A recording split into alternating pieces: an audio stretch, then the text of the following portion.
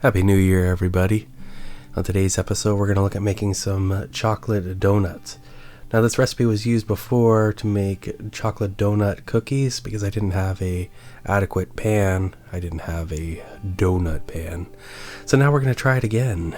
This time, we're going to make full use of the brand new donut pan.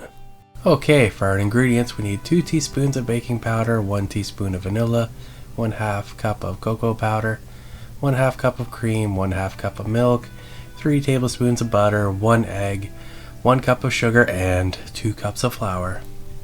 Okay, we're going to do the 2-phase technique to make this. So we got our mixing bowl out, and then we're just going to do a wet stuff bowl first. So we'll crack an egg into the bowl, and then we'll beat the egg so it's sufficiently beaten. I'm just using the wooden spoon here because I'm going to use it for mixing later on, so that's why I'm not using a fork. So we'll add in our milk and our cream, as well as our vanilla, because it's good to have your vanilla in your mix and not forget and put it in later on. So now we're just going to toss in our butter, and then we'll give it a little bit of a mix, and this will be our wet stuff mixture. There we go, just making good use of that wooden spoon and doing a high speed stirring action to combine all the ingredients, and then we'll just set that aside. Of course, now we got to do the other half of our fantastic recipe, which is the dry stuff. So we'll get ourselves another mixing bowl, and this one we'll work on our dry stuff. So we're going to begin by getting ourselves a nice big sifter and setting it on top of the bowl. This is going to let us sift our ingredients, because we definitely want to sift our baking powder and our cocoa powder. So I'm going to start by dumping about half of the flour in the top of the sifter, and then I'm going to dump the baking powder on top of that, making sure I get all of it out of my little leaf-shaped bowl here, and then put some more flour on there, and then let the sifting begin. Just picking it up and sifting it lightly. It can kind of get the dust in the air if you go too aggressive with this, and you can shoot it all over the place if you're as clumsy as I am, so it's just something to be aware of. You need to be a little bit careful when you're doing your sifting. Now we dump in our cocoa powder, and then we let the process begin again. Now once we get down to the bottom of the cocoa powder, it doesn't quite all go through, so we'll use a spoon to kind of force the little clumps to kind of declump a little bit and make their way through the sifter. But even after doing that, there'll be a little bit of stuff left over, and we can just toss that. It's no good to anybody. And there we go, there's our dry ingredients all in the same bowl, except for one, our sugar. So we'll add that. A lot of the time people add the sugar to the wet ingredients. I decided not to in this instance. Either way, it's mixed in now, it's added to the bowl, so now we need to get out our wooden spoon again and start mixing this stuff up. Now I probably should have used a bigger bowl. I'm actually going to switch over to a bigger one soon, because it just, as you can see, kind of flung some of it on the countertop there. But it is what it is, better on the counter than the floor, that's what I say anyway. So now we're going to get a bigger bowl, because that was just ridiculous, and then we'll be able to properly mix our stuff. Of course, it's probably time to add in our wet stuff too. Now I did run into a little bit of a snag with our wet stuff, in that I was using a 1/4 cup to measure out the cocoa powder, and 2 1/4 cups, and that gets 1/2 cup.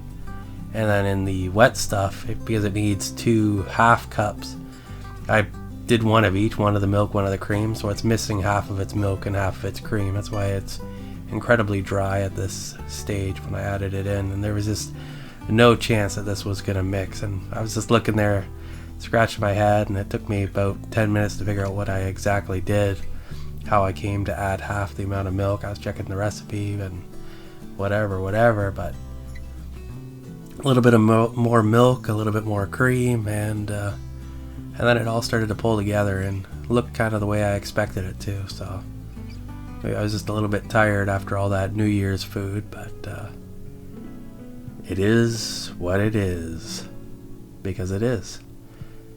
And now it looks like we really have something solid here. So I'm just going to keep mixing this for a few minutes till it all combines. Of course, it's skating around on the desk, so I put a towel underneath. Dishcloth wet dishcloth underneath the bowl, so that kind of holds the bowl where it is. My other stainless steel bowls that I have rubber on the bottom so they don't move, so they don't really need that, but they were dirty from all the New Year's cooking. And now that we're done with that, we'll get out our donut pan here. I'm just going to spray it this time with the cooking spray. Last time I did it with the butter, and the butter worked really good, but it was a pain getting it everywhere on the pan. So this time I decided to use the cooking spray. And here's my setup. Now I'm going to use the 2-spoon method to get the batter out inside of each one of the little donut shaped things. Now you really don't need that much because this dough does rise quite a bit. And as you'll see later on, that I probably had a little bit too much in.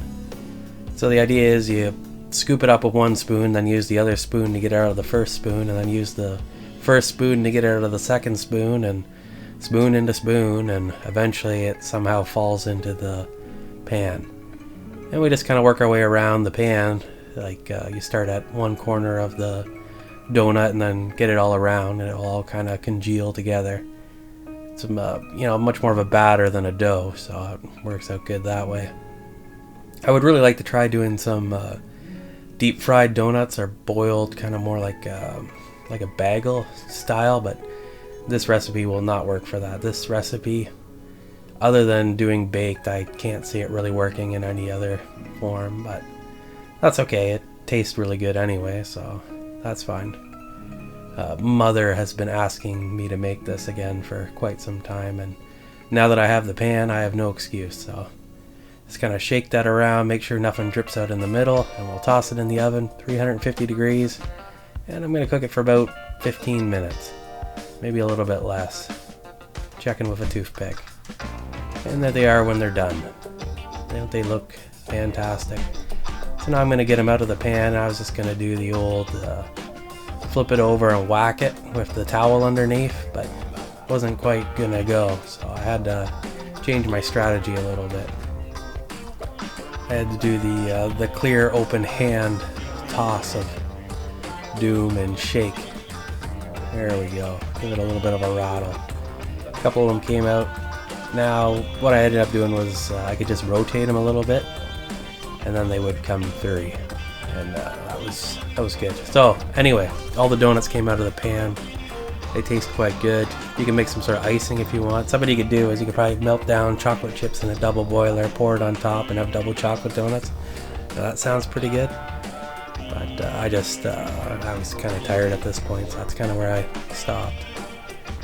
But let me know in the comments below how you make your donuts, what type of icing you think is best.